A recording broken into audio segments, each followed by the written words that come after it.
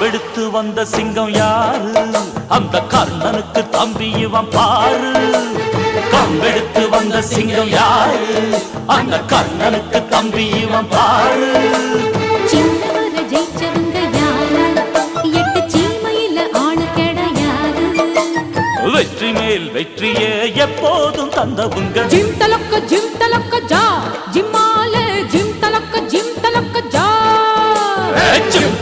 gym தலக்கு ஜா ஜும்மாலே ஜும் தலக்கு